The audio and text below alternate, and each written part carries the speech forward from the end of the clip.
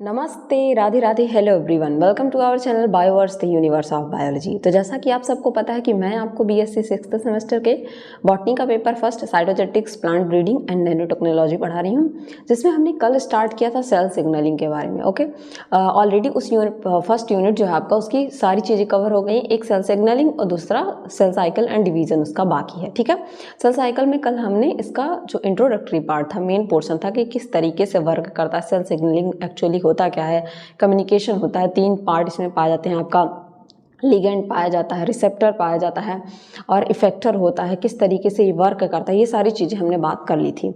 अब cell signalling जो होता है, ठीक है, वो भी कई तरीके का होता है। वो क्या होता है हम जानेंगे, लेकिन उससे पहले अगर चैनल पे आप पहली बार आए, वीडियो को पहली बार देख रहे हैं, तो चैनल को लाइक से सब्सक्राइब कर लें ताकि सारे नोटिफिकेशन आप तक सबसे पहले पहुँचे। चलिए स्टार्ट करते हैं। बात करें अगर हम सेल सिग्नलिंग की, तो सेल सिग्नलिंग में भी सेल आपके क्या होते हैं, सारे सेल क्या होते हैं, ऐसे अरेंजमेंट पर पाए जाते हैं। कई सेल दूर दूर भी पाए जाते हैं, ठीक है, और कई सारे सेल होते हैं जिनके ऊपर खुद का रिसेप्टर, खुद का लिगेंड होता है, वो खुद ही एक्ट करते हैं, खुद ही रिस्पॉन्स शो करते हैं। तो उसके बेसिस पे, ठीक है, इन चीज़ों के बेसिस पे इनको क्या किया गया है, डिवाइड किया गया है, जिसमें आपके 5 आते हैं बेसिकली। ठीक है, 5 में पहला जो है उसे हम बोल रहे हैं जक्स्टाक्राइन सिग्नलिंग। ठीक है, JUXTARINE,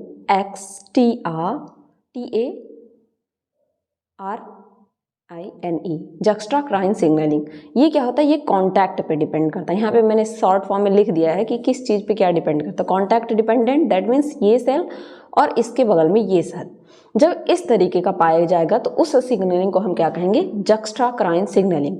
endocrine signalling, that means endocrine signalling, endocrine system आप सबने पढ़ा है। डक्टलेस जो ग्लैंड्स होते हैं उनको हम एंडोक्राइन ग्लैंड कहते हैं, जिसमें बेसिकली हमारे हार्मोन वाला पोर्शन आता है, हार्मोन का सिक्रेशन होता है। आप सबको पता है हार्मोन जो है ब्लड में डायरेक्ट सिक्रेट होते हैं। उनके लिए कोई ऐसे, जैसे आपका ब्लड फ्लो होने के लिए डक्ट है, आर्टरी है, वेन है, उसके थ्रू जाता है, उस तरीके से आपका एंडोक्राइन ग्लैंड्स यानी कि जो हार्मोन्स का सिक्रेशन होता है उस तरीके से नहीं होता है। तो मान लीजिए कोई सेल यहाँ है और उसको मैसेज यहाँ भेजना है, तो ये जो लॉन्ग डिस्टेंस पाई जा रही है, इस तरीके की सिग्नलिंग को हम एंडोक्राइन सिग्नलिंग कहते हैं। देन आता है आपको autocrine signalling. Autocrine signalling use किया जाता है सेल्फ सिग्नलिंग के लिए, जैसे कि ये आपका सेल है और आपका जो लिगेंड है वो भी यही सिक्रेट करेगा, यहीं पर रिसेप्टर पाया जाएगा, यही रिसीव करेगा और यही क्या करेगा, इफेक्ट भी शो करेगा। That means auto means same. और देन आता है आपका सिनेप्टिक सिग्नलिंग। सिनेप्स से आप सबको पता चल गया होगा, जब आप न्यूरॉन पढ़ते हैं, न्यूरॉन में क्या होता है आपके इस तरीके से, ठीक है, ये एक सिनेप्स और ये इस तरीके से पाया जाता है। इन दोनों के सिनेप्स के बीच में, न्यूरॉन्स के सिनेप्स के बीच में जो सिग्नलिंग होती है उसे हम सिनेप्टिक सिग्नलिंग कहते हैं। और पैराक्राइन सिग्नलिंग में जब 2 सेल पास होते हैं, ठीक है, तो इस तरीके के सिग्नलिंग को हम पैराक्राइन कहते हैं। ये पास मैंने हिंदी में लिखा है कि मतलब नज़दीक होते हैं, ठीक, इसको आप समझिएगा। अब बात करते हैं एक्स्ट्रा सेलुलर सिग्नलिंग, जिसमें ये सब आते हैं, जिसमें पहला आपका आता है जक्स्टाक्राइन सिग्नलिंग। अगर हम जक्स्टाक्राइन सिग्नलिंग की बात करें तो इसे कॉन्टैक्ट डिपेंडेंट सिग्नलिंग भी कहा जाता है। कॉन्टैक्ट डिपेंडेंट मतलब एक दूसरे से ये कॉन्टैक्ट में रहेंगे, तो इसे हम क्या कहते हैं, कॉन्टैक्ट डिपेंडेंट सिग्नलिंग। ठीक है, क्या कहते हैं, कॉन्टैक्ट डिपेंडेंट सिग्नलिंग। इसमें क्या होते हैं, फिजिकल कॉन्टैक्ट, दैट मीन्स ये इसको टच करना चाहिए, ठीक है, फिजिकल कॉन्टैक्ट जरूरी है। ठीक है, मतलब फिजिकली एक सेल का जो आउटर पार्ट है और दूसरे सेल का जो आउटर पार्ट है, दैट मीन्स हमारा हाथ, ठीक है, और किसी का हाथ अगर टच हो रहा है, ठीक है, टच हो रहा है, जैसे हम लोग शेक हैंड करते हैं तो हमारे हाथ टच होते हैं, तो उसे हम क्या कहते हैं, फिजिकल कांटेक्ट। हमने एक दूसरे के हाथ को जो फिजिकल पार्ट है उससे टच किया, ठीक है, तो यहाँ पे भी जरूरी होता है। इंपॉर्टेंट होता है during development and N immune response. अगर डेवलपमेंट का प्रोसेस देखा जाए उसमें, इम्यून रिस्पॉन्स में ये वाला कॉन्टैक्ट जरूरी होता है। This type signaling sometime operate over relatively large distance if communicating cell extend long their process to make contact with one another. ये लॉन्ग डिस्टेंस के लिए भी बहुत समय तक चलता है, डिपेंड करता है कि उस सेल के रिक्वायरमेंट क्या है। ठीक है, यहाँ पे इसकी सिग्नलिंग का एक एग्जाम्पल है, ये जब आप आगे क्लास में जाएंगे, मोस्टली आप एमएससी क्लास, जब एमएससी करेंगे, मास्टर्स करेंगे, तो वहाँ पे आप पढ़ेंगे इसको डिटेल में, जिसमें आता है नॉच डेल्टा सिग्नलिंग। और नॉच डेल्टा सिग्नलिंग की हम बात करें, एक टाइप का सिग्नलिंग होता है जो जक्स्टाक्राइन सिग्नलिंग पर डिपेंडेंट होता है। ठीक है, इसमें देख रहे हैं एक सेल है ये, ठीक है, और ये दूसरा, ये दोनों पास में सेल है, ये इसका लिगेंड है और यही पास में इसका रिसेप्टर पाया जा रहा है। ठीक है, और ये दोनों क्या करेंगे, अपना काम करके देन फिर इफेक्ट शो करेंगे कि क्या इफेक्ट होता है। तो ये हो गई आपकी जक्स्टाक्राइन सिग्नलिंग। देन आते हैं पैराक्राइन सिग्नलिंग, मतलब क्लोज प्रॉक्सिमिटी में होंगे, कोई चीज़ क्लोज प्रॉक्सिमिटी, मतलब ये यहाँ है तो ये यहाँ होगी। यहाँ पे फिजिकल कॉन्टैक्ट जरूरी नहीं है कि ये ऐसे है तो इसको ऐसे टच ही करना, no, physical contact is not necessary, ये पास पास में होते हैं। मोस्ट केसेस की अगर बात की जाए, signaling cell secrete signaling molecules into extra cellular fluid, extra cellular fluid उसके जो बाहरी पार्ट होते हैं उसमें क्या करता है, सिग्नलिंग मॉलिक्यूल को सिक्रेट करता है। Often secreted molecules are local mediators, ये लोकल मेडिएटर्स होते हैं, which act only cell in local environment, वो उसी सेल पे वर्क करेंगे जो लोकली पाए जाएंगे। यानी कि अगर ये है और यहीं आसपास में ही ये सिग्नल अपना लोकल मीडिएटर है तो ये आसपास की ही चीज़ों पे अपना इफेक्ट शो करेगा। इसी वजह से ये क्या होते हैं, इस तरीके की क्लोज प्रॉक्सिमिटी, यानी कि जो अच्छे एक दूसरे के नज़दीक पा जाएंगे उसमें ये शो करते हैं। बात की जाए अगर इस सिग्नलिंग की, तो यूजली सिग्नलिंग जो होता है और टारगेट सेल होता है डिफरेंट टाइप के होते हैं, ठीक है। इसके भी एग्जाम्पल हैं WNT signalling, hedgehog signalling, FGF, TGF, ये सब बीटा, ये सब आप पढ़ेंगे अपने हायर क्लासेस में, ठीक है। यहाँ पे मैंने जस्ट एग्जांपल्स दिए हैं।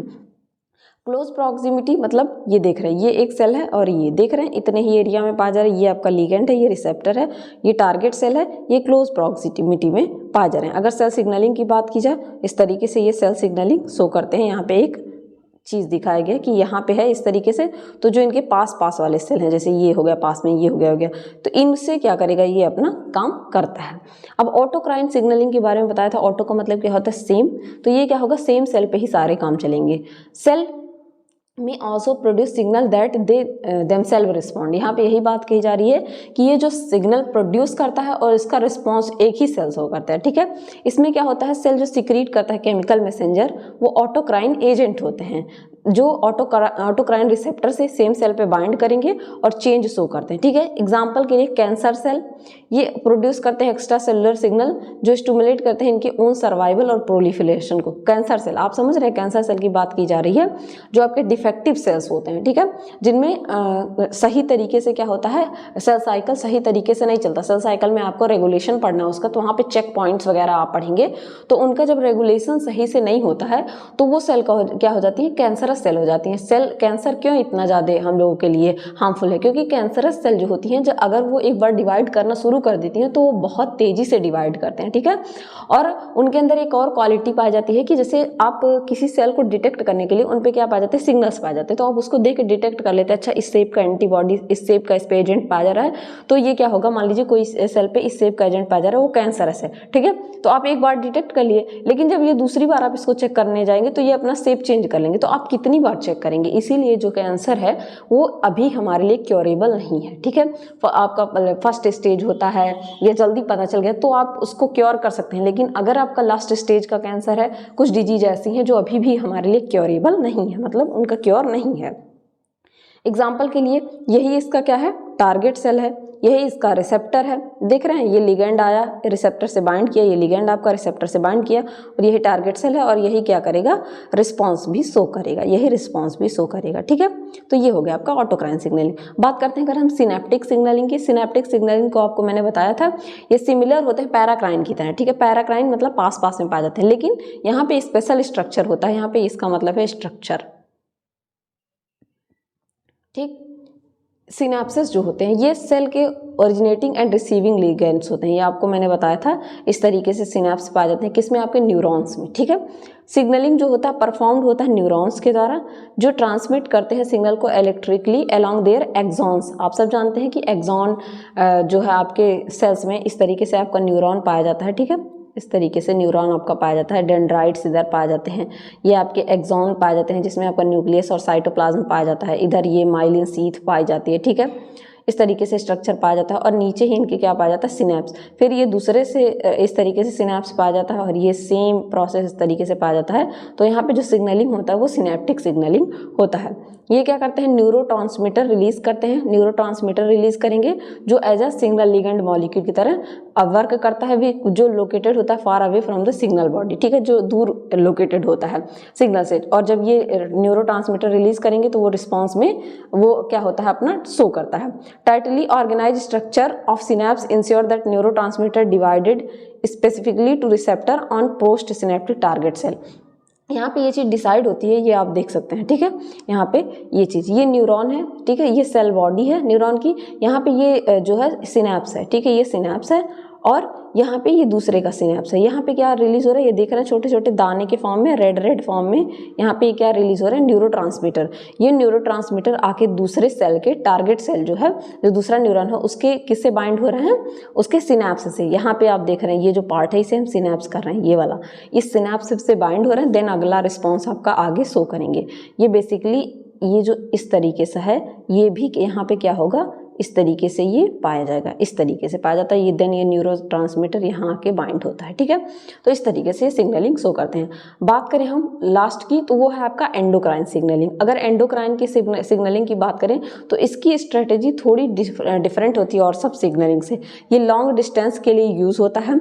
यहाँ पे क्या होता है, सिक्रीट सिग्नल जो होते हैं मॉलिक्यूल, हार्मोन, ब्लड स्ट्रीम में डाल दिए जाते हैं। जैसा कि मैंने आपको पहले भी बताया, अगर आपने हार्मोन कभी भी पढ़ा है तो आप सबको पता होगा कि पहली बात, एंडोक्राइन का मतलब ही होता है डक्टलेस ग्लैंड, ठीक है, ऐसे ग्लैंड्स जो डक्टलेस हैं। तो आपके उसमें जितने भी हार्मोन सिक्रीट करने वाले ग्लैंड आते हैं, थायराइड, पैराथायराइड, पीनियल ग्लैंड, ये सब जो अपने हार्मोन सिक्रीट करते हैं ना, वो डायरेक्ट आपके ब्लड में आ जाता है। उनके लिए कोई ऐसे पतली सी ग्लैंड नहीं बनी हुई है कि ऐसे पतली सी कोई डक्ट नहीं बनी हुई, इसी वजह से इन्हें डक्टलेस ग्लैंड कहते हैं कि इसमें से ये बह के नहीं, ये आपका ब्लड फ्लो हो रहा है, इसी में डायरेक्ट ये रिलीज कर दिए जाते हैं, ठीक है। तो इसकी वजह से क्या होता है, ये काफ़ी दूर दूर भी पाए जाते हैं। तो blood carries molecule far and wide aligning then act on target cell, they may lie anywhere in body. तो ये ब्लड के थ्रू बह के जाता है, मान लीजिए यहाँ पे कोई सेल है और यहाँ पे ब्लड में आ गया, यहाँ से ये अपने रिसेप्टर तक पहुँच जाएगा। इस तरीके से ये वर्क करते हैं, ठीक है। जैसे कि आप बात की जाए तो hormones that function in an endocrine manner include testosterone, progesterone, gonadotropins, जैसे कई सारे हार्मोन्स, जैसे कि आपके टेस्टोस्टेरोन हो गए, प्रोजेस्टेरोन हो गए, गोनाडोट्रोपिन हो गए, फॉलिकल स्टिमुलेटिंग हार्मोन हो गए, ग्रोथ हार्मोन हो गए, ल्यूटिनाइजिंग हार्मोन हो गए, कोई भी टाइप का आपका हार्मोन हो गया, वो इसी मैनर में फंक्शन करता है।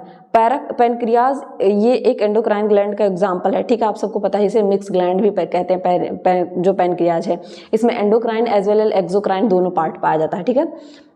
जब आप पैनक्रियाज पढ़ेंगे, या आपने फिजियोलॉजी में पढ़ा भी होगा अपने सेकंड सेमेस्टर में, तो जूलॉजी में, तो वहाँ आपने अच्छे से पढ़ा होगा इस चीज़ को। ये प्रोड्यूस करते हैं हार्मोन को, जिसमें इंसुलिन पाया जाता है आपका, ठीक है, और ग्लूकागॉन विच के जो कि क्या रेगुलेट करता है, uptake of glucose in cell all over the body. ये फंक्शन कैसे करते हैं, इनका फंक्शन इस तरीके से है, आप देख रहे हैं ये सेल पाए जा रहे हैं इस तरीके से, ये टारगेट सेल है, ये यहाँ पे देख रहे हैं ब्लड स्ट्रीम में हार्मोन को छोड़ दिया गया।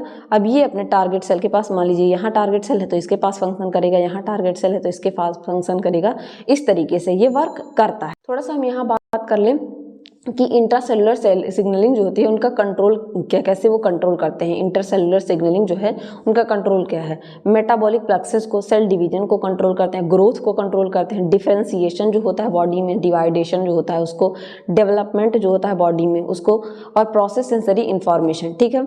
सेल का कम्युनिकेशन किस तरीके से होता है, मैसेंजर सबस्टांस के थ्रू, जो मैसेंजर सबस्टांस होते हैं, गैप जंक्शन के बारे में आपको मैंने बताया था, प्लाज्मोडेस्माटा आपको बताया था, गैप जंक्शन के बारे में आपने पढ़ा होगा, ये फर्स्ट सेमेस्टर में अपने सरफेस प्रोटीन के द्वारा और इलेक्ट्रिकल सिग्नल्स के द्वारा। अब कल के लेक्चर में हम पढ़ेंगे टाइप्स ऑफ रिसेप्टर के बारे में, और फिर कितने टाइप के होते हैं, जैसे आयन गेटेड चैनल जो है, सरफेस रिसेप्टर, इन सब चीज़ों के बारे में पढ़ेंगे। आज के लेक्चर में बस इतना ही, तब तक के लिए पढ़ते रहिए, बढ़ते रहिए। Thank you everyone.